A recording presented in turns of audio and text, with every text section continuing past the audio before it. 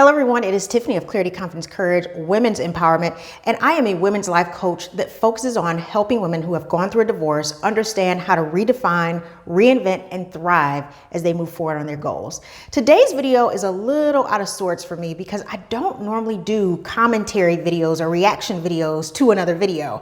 But someone sent me this video and brought this up to me, and I could not ignore it because this is the reason why I do this work. This is the reason I am so passionate about seeing women who have gone through a divorce recreate, heal, and move forward. Someone sent me, and I do not keep up with a lot of news. I don't even watch the news a lot of times. Definitely don't watch political news. But this particular video was so disturbing, I could not keep silent. And this is the video that came out recently of Steven Crowder. If you guys don't know who he is, look him up. But basically, he is a political commentator, and I'll just leave it at that because this is not a video about politics. Let's just say that right now. So, because I know I'm going to get some comments from men in this comment section, probably saying this, that, and the third. This is not about politics. This is about human decency for men and women. And the video is like a ring video from his house of him and his wife. So I'll just set the scenario up for you. It's a video of him, and I have my notes, of him in the backyard. His wife is pregnant with their twins. They are now divorced, but at this time they were still married. She's pregnant, and there's some back and forth. So they're having a disagreement, an argument. What really got me in this video, first of all, I'm not going to show any clips of the video because it is so triggering for any woman who has gone through emotional and psychological and physical abuse. It is so triggering. So I'm not going to show the video because I don't want any women in my audience who have gone through psychological abuse to be triggered or to have a flashback. I will put a link to a body language specialist who shows some of the video and then breaks it down based on his experience around communication and body language and gaslighting. But in this video, just to give you a quick overview, it is Steven Crowder, this man, who is sitting back talking to his wife, berating her, degrading her. She, I think, didn't want to feed the dog because she's pregnant and she doesn't want to touch the dog food because there are chemicals in dog food. Then at one point, she wants to go to the store. They only have one car. He tells her she can't go to the store. She can't take the car. Again, I'm not going to go through the whole video, but as I'm watching this video, I'm getting flashbacks of things that have happened to me. Because in this video, there's a lot. She's standing, he's sitting. So there's a lot of gaslighting. And I've done videos about narcissism and narcissistic abuse and narcissistic behavior, but there's a lot of him telling her what she is not. She's not a great wife. He doesn't love her. She needs to be a better wife. She needs to have discipline. It's all the she's a terrible this and she's a terrible that, and just breaking her down. Again, I'm just watching the video. I'm just watching what is happening. And at one point in the video, I think is really interesting, something that also really captured my eye, because I can remember being in that situation. She says, "I love you, I'm committed to you, but I cannot take this abuse." That's literally what she says. Watch, if you want to watch the video, I'll put a link again to the other YouTuber who goes through the actual video. But I can remember thinking to myself, that is what an abuse victim would say when she's being berated and torn down, not because she wants to continue to be berated. She's saying it because she's trying to de-escalate the situation. If you've ever been in an abusive situation and the person is, whether they're emotionally abusive or they're going off at you or they're screaming at you or they're hitting you, you do not want to escalate the situation. You don't want to fight back. And he even says in the video, "What's wrong with you? You can't fight back. You can't come back. What's wrong with you?" You don't want to fight back. You want to let them win. You want to give the abuser the power, shrink down, and hope that it will stop soon. You want to calm everything down. And if you've ever been to abuse counseling, that's what they'll tell you. Do not try to fight back. It'll only get worse if you try to fight back.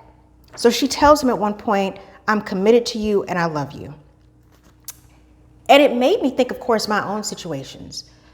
With my ex-husband being married, and going through a situation where he was just berating me and tearing me down. "This is your fault. You did this," of something that I had nothing to do with.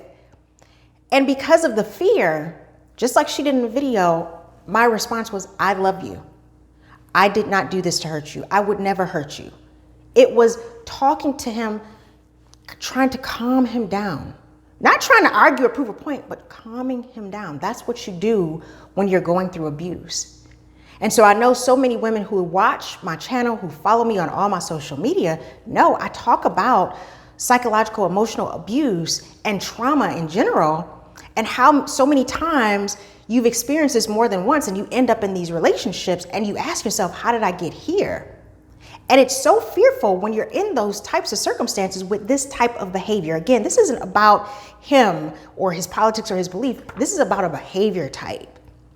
And many of you know I talk about narcissism and narcissistic behavior and codependency.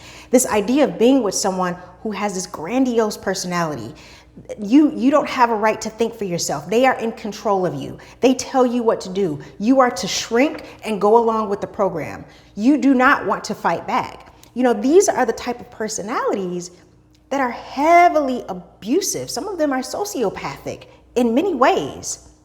So again, in the video, there's some back and forth. She's trying to de-escalate the situation. She's calm. She's walking back and forth. At one point, he jumps up and walks in to go after her.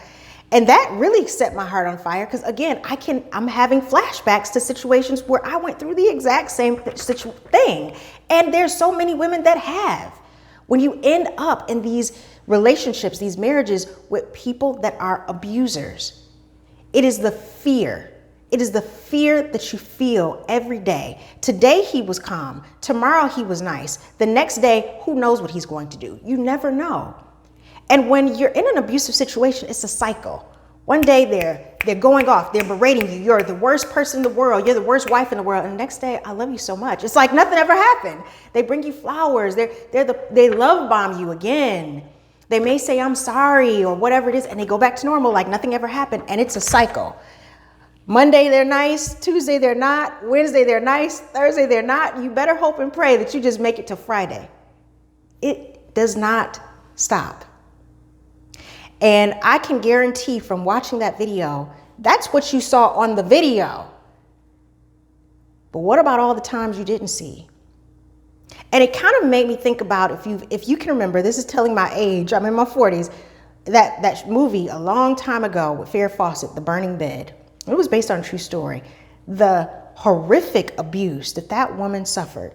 And I remember thinking about that movie when I was watching this, and how in the movie, with Farrah Fawcett's character, when he would start going off right before he was about to beat her, she would look down, she start to shake, she start to look down. You could see her whole body change. And she would say whatever it took to calm him down. I'm so sorry. I love you. I would never, it was like on cue, the victim mentality that comes out when the abuser comes up. And so I bring this up because what's interesting to me is that so many women, they're divorced now. So many women who get out of marriages like that. My question is, what are you going to do next? Not just this woman, but any woman who has been in those type of scenarios where you have dealt with these narcissistic personalities, you've dealt with these grandiose behaviors, these selfish behaviors. I mean, even if they're not necessarily a mental health disorder, but someone who just has this personality type. What is the next step? Because what I found is when you are in marriages like this and you come out, you get the divorce, it is really not over for you.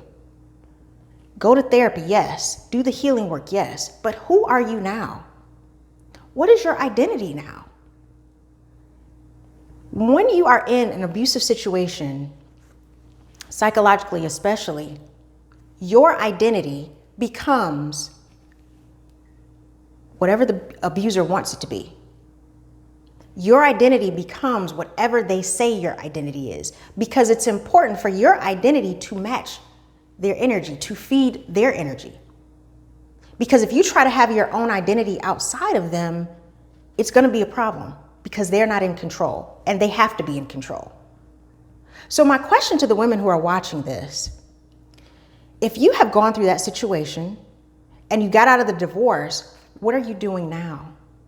How are you reclaiming your identity now? Because part of reinventing your life, rebuilding, thriving is to first get your identity back if you've ever had it to begin with. How do you get there now? So my question to you is, I have a few questions for those who are watching this, for the women who are watching this and who probably had the same reaction I had if they saw the video.